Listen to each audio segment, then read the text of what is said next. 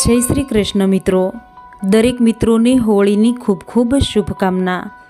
આ વિડીયોમાં સાંભળીએ હોળીની સુંદર કથા જે તમે ક્યારેય નહીં સાંભળી હોય। ભક્ત પ્રહલાદ અને એમના ગુરુ સરીબાઈની કથા।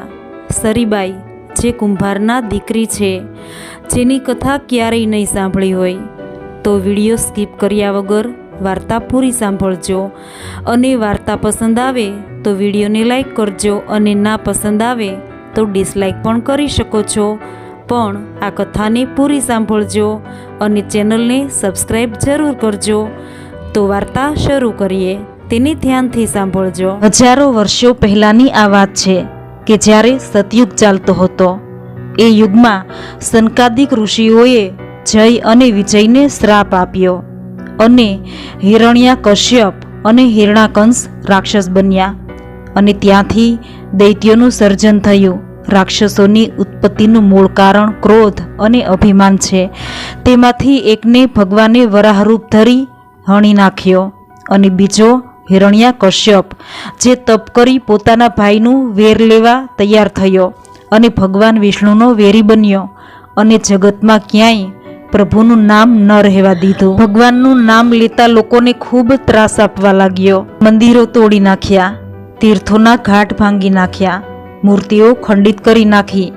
રામકથા, ગીતા, મહાભારત, ભાગવત જેવા વેદોના પુસ્તકો જેના ઘરમાં જુએ તેના ઘરને બાળી નાખતા અને પોતાના પુત્ર પ્રહલાદને શોણિતપુરની ચોકી કરવા મૂક્યો। આખા રાજ્યમાં ઢંઢેરો પીટાવ્યો કે જે કોઈ રામ કે કૃષ્ણ બોલશે તેની જીભ કાપી નાખવામાં આવશે। પ્રહલાદ રાત દિવસ પોતાના શહેરની ચોકી કરે છે। ગામમાં એક સત્યવ્રતી કુંભાર પત્ની સરીબાઈ સાથે રહે છે। સરીબાઈ ખૂબ જ સંસ્કારી અને ભગવાનમાં શ્રદ્ધા રાખવાવાળી હતી। તેને એવી ટેક હતી કે રામકથાનો એક પાઠ કરે પછી જ અન્ન જળ લેવું તેવો નિયમ હતો। પરંતુ ત્યાં પ્રહલાદ ચોકી કરે છે। પ્રહલાદના ભયથી રામાયણનો પાઠ કરાય નહીં અને પાઠ કર્યા સિવાય અનાજ ખવાય નહીં। હવે શું કરવું? પછી બંને જણાએ નક્કી કર્યું। પોતાના મકાનમાં એક ભોંયરું ગાળ્યું અને તેમાં રાતના 12 વાગે છાનામાના રામાયણનો પાઠ કરે અને પછી જમી લઈ અને પછી દિવસે પોતાનો કામ ધંધો કરે। આખો દિવસ માટલા ઘડે અને મનમાં પ્રભુનું નામ રટણ કરે। આ તો પ્રભુની ટેક, આ તો પ્રભુના નામનો મહિમા છે।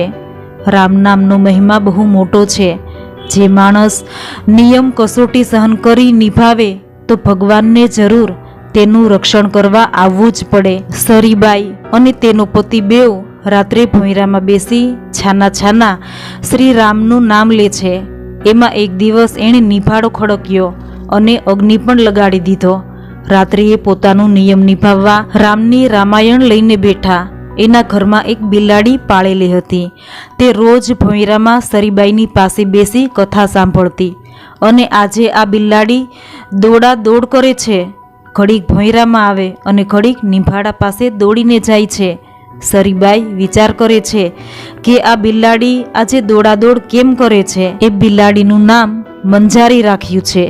સરીબાઈ મંજારી માથે હાથ ફેરવે છે કે તું આજે કેમ દોડાદોડી કરે છે? આમ કીધું એટલે મંજારીની આંખમાંથી આંસુની ધારા પડવા લાગી। બેવ માણસને સુરતા આવી કે કાચા ઠામમાં આના બચ્ચા હતા અને એને નિંભાડામાં મૂકી અગ્નિ લગાડી દીધો। એના બચ્ચા માટે બિચારી રડે છે, આપણે બહુ જુલમ કર્યો। સરીબાઈ બિલાડીને આશ્વાસન આપે છે કે બેટા રડમાં, તારા બાળકના અમે જ ધાતકી થયા।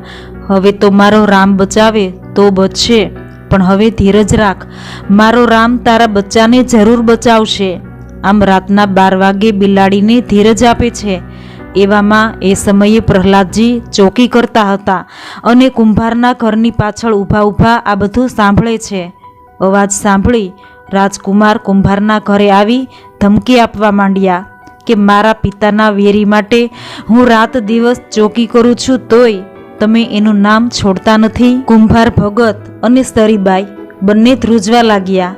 સરીબાઈ કહે છે કે કુમાર સાહેબ, આ બિલાડીના બચ્ચા નિભાડામાં મુકાઈ ગયા છે અને અગ્નિ લગાડી દીધો છે એટલે બિલાડી રૂવે છે એટલે એને હું કહું છું કે હવે અમારો ઉપાય નથી, તારા બચ્ચાને મારો રામ બચાવશે, અમે તેમાંથી કાઢી શકીએ એમ નથી. આ સાંભળી પ્રહલાદ કહે છે કે શું આ અગ્નિમાંથી તારો રામ એને બચાવી શકશે? સરીબાઈ કહે છે કે હા, મારો રામ રાખે તો મહાપ્રલય કાળમાંથી પણ બચાવી દે છે. પ્રહલાદે ઘરનું નિશાન લઈ લીધું અને કુંભારને દબાણ આપી કીધું કે હું સવારે આવું ત્યારે નિંભાડો ખોલજો. જો બચ્ચા જીવતા ન નીકળે તો તમે જીવશો નહીં, તો તમને ઘરમાં પૂરી અને ઘરને અગ્નિ લગાડી દેવામાં આવશે. આવી ધમકી આપી રાજકુમાર પ્રહલાદજી નીકળી ગયા. કુંભાર ભગત અને સરીબાઈ વાતું કરે છે કે બિલાડીના બચ્ચા જીવતા નહીં નીકળે તો આપણું પણ મૃત્યુ થવાનું. આમ વિચારી બેઉ જણ નિંભાડાની પાસે બેસી નામ જપવા લાગ્યા, રામનું નામ રટણ કરવા લાગ્યા. આમ સ્મરણ કરતા કરતા સવાર થયું અને પ્રહલાદજી આવ્યા. હુકમ કર્યો કે હવે નિંભાડો ખોલો, તમારા રામને મારે જોવો છે. આમ કહી ખુરશી નાખી રાજકુમાર બેઠા અને સરીબાઈ અને સત્યવ્રતી કુંભારે ધ્રુજતા હાથે એક પછી એક ઠામ લઈ નિંભાડો ખાલી કરવા લાગ્યા. અડધો નિંભાડો લીધો હશે ત્યાં તો વચમાં 3-4 ઠામ સાવ કાચા અને ટાઢા નીકળ્યા. તેમાં એક ઠામમાંથી 4 બચ્ચા એકદમ બહાર નીકળ્યા અને બિલાડીને ધાવવા લાગ્યા. આમ એકદમ બચ્ચાને રમતા જોઈ પ્રહલાદ વિચાર કરવા લાગ્યા કે આ શું, આવી હળહળતી અગ્નિમાં આ બચ્ચા જીવતા નીકળ્યા, આના રામની એટલી શક્તિ. પ્રહલાદજીએ બિલાડીના બચ્ચાને જીવતા જોયા એટલે તેના હથિયાર ઢીલા પડી ગયા અને સત્વિચારો હૃદયમાં આવવા લાગ્યા કે મારા પિતાના વિચારો મેં માન્ય રાખી આવા સમર્થ ધણી રામનો પણ હું વિરોધી બન્યો. પોતાની ઢાલ અને તલવાર નીચે મૂકી સરીબાઈના ચરણમાં પડી ગયા કે દેવી, મને માફ કરો અને તમારા રામની ભક્તિ આપો. સરીબાઈ કહે છે કે રાજકુમાર, ભક્તિનો માર્ગ બહુ કઠિન છે, બહુ સંકટ સહેવા પડે છે, માટે તમે તમારું રાજ ચલાવો અને કોઈના રામના આડે આવશો નહીં, એટલું ધ્યાન રાખજો. તમારાથી ભક્તિનો માર્ગ નહીં લેવાય, એ તો ખાંડાની ધાર છે. સરીબાઈ પ્રહલાદજીને સમજાવે છે પણ પ્રહલાદજી માનતા નથી કે માં ગુરુ થાવ, નહીં તો આ કોટાર ખાઈને મરું. સરીબાઈ ભગવાનનું નામ સ્મરણ કરે છે કે હે મારા નાથ, જેનો પિતા તમારો વેરી છે તેના પુત્રને હું તમારી ભક્તિ કેમ આપું? આવી શ્રી રામને પ્રાર્થના કરે છે. ત્યાં તો ભગવાન શ્રી રામ પ્રગટ થયા. સરીબાઈ અને પ્રહલાદને દર્શન દીધા. સરીબાઈ, ધન્ય છે તમને કે આવા ભયંકર હિરણાકર્ષ્યના હુકમમાં તમે મારું નામ ન મૂક્યું, માટે જાઓ, મારા નામની આગળ તમારું નામ રાખું છું. ત્યારથી રામની આગળ શ્રી શબ્દ જોડાયો અને શ્રી રામ ભક્તનું નામ રામે પોતાની આગળ રાખ્યું. અને પ્રભુ કહે છે કે પ્રહલાદજી અધિકારી છે, માટે તેને રામ મંત્ર આપો, એ નામને ઉજાળશે, બોલાવશે નહીં. સરીબાઈએ પ્રહલાદને રામ મંત્ર આપ્યો અને રામના દર્શન કરાવ્યા. પ્રભુ સૌનું સમાધાન કરી અંતર ધ્યાન થયા અને પ્રહલાદ રામ ભક્ત થયા. પ્રહલાદને રામ નામનો મહિમા સમજાયો અને રામ નામનો જપ કરવા લાગ્યા. હથિયારો બધા છોડી દીધા અને દૈત્યનો સંગ છોડી દીધો. પોતાના પિતાનો હુકમ પણ છોડી દીધો અને સવારે નિશાળમાં જઈ ગુરુની ગેરહાજરીમાં સૌ નિશાળીઓને રામ નામનો મહિમા સમજાવી રામ ધૂન ચાલુ કરી. એ રામ ધૂનથી હજુ પણ જગતમાં પ્રહલાદની ભક્તિ વંચાય છે અને ગવાય છે. રામના નામે રાક્ષસ કુમાર પોતાનું નામ જગતમાં અમર કરી ગયા. આ છે રામ નામ અને રામાયણનો પ્રતાપ. એટલે જ સંતો પોકાર કરી કહે છે કે રામ નામ અને રામાયણ છોડશો નહીં, ગમે તેવા સંકટમાં એ જ સહાય કરશે. એમાં કળિયુગમાં તો રામનો આધાર જ મોટો છે. પારસમણી લોઢાનું સોનું કરી શકે પણ પારસ નથી બનાવી શકતું, અને સંત તો શરણે આવેલા લોઢા જેવા જડ જીવને પણ પોતાના જેવો બનાવી દે છે. એટલે દરેક પુરાણોમાં સંતનો મહિમા ગવાણો છે. જે પ્રહલાદજી રામ નામનો વિરોધી હતો તે આજે સંત સરીબાઈના સત્સંગથી શ્રી રામનો સેવક બની ગયા. આ છે રામ અને રામાયણ અને સંત અને સતગુરુનો પ્રતાપ. પ્રહલાદજીને નિશાળમાં રામધૂન લેતો જોઈ ગુરુ શુક્રાચાર્ય, જે રાક્ષસોના ગુરુ છે, જે પ્રહલાદને ખૂબ ખીજાણા, તેને પકડી હિરણ્યકશ્યપની આગળ લાવ્યા કે આ તમારો છોકરો મારા કાબૂમાં નથી અને મારી નિશાળમાં બધા છોકરાને બોધ આપી તમારા વેરીના નામની ધૂન બોલાવે છે. ત્યારે હિરણ્યકશ્યપ કહે છે કે તું આ શું કરે છે? પ્રહલાદ કહે છે કે પિતાજી, હું જે કરવાનું છે તે જ કરું છું અને તમે પણ તે જ કરવા માંડો. અંત સમયે સાચો સગો તો શ્રી રામ જ છે. તમે રામના વેરી મટી રામના મિત્ર બની જાઓ તો આ માનવ દેહ સફળ થઈ જાય. હિરણ્યકશ્યપ ધમકી આપે છે, પણ પ્રહલાદજી રામ નામ મૂકતા નથી.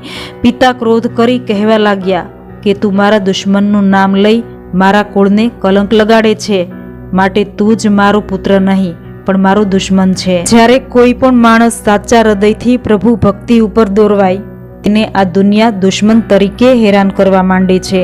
પ્રહલાદજી સરીબાઈના સત્સંગથી રામ નામનું રટણ કરવા લાગ્યા.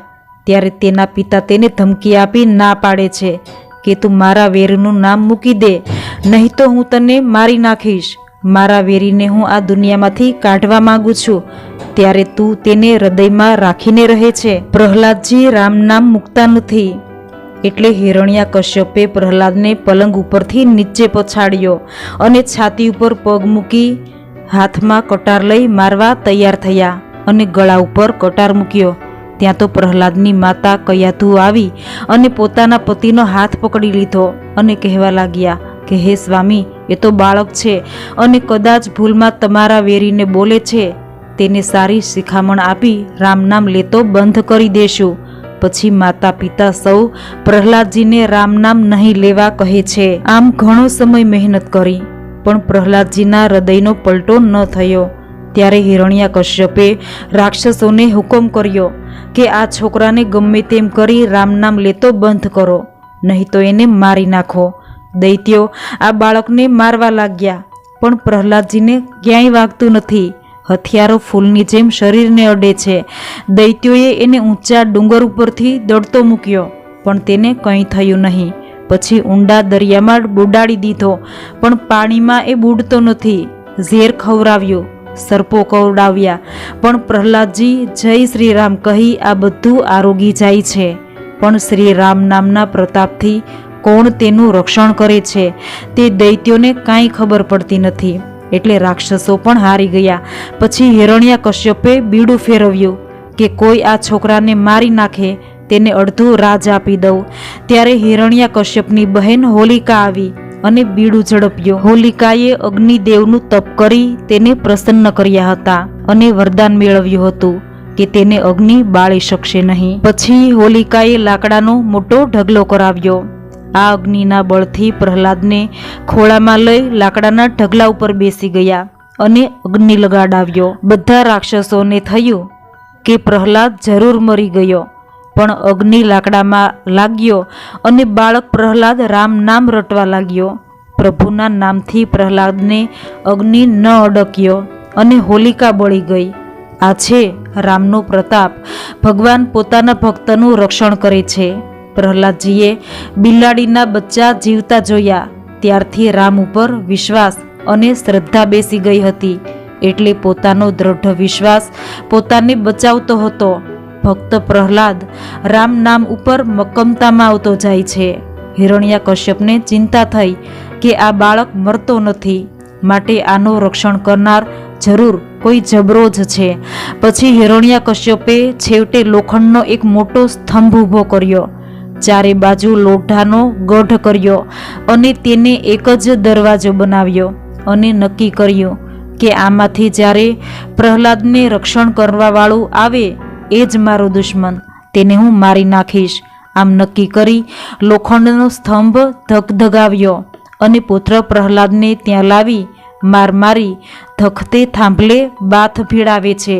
પણ આ વિકરાળ ધગધગતો સ્તંભ જોઈ પ્રહલાદ, એ તો બાળક છે, એ ડરવા માંડ્યો.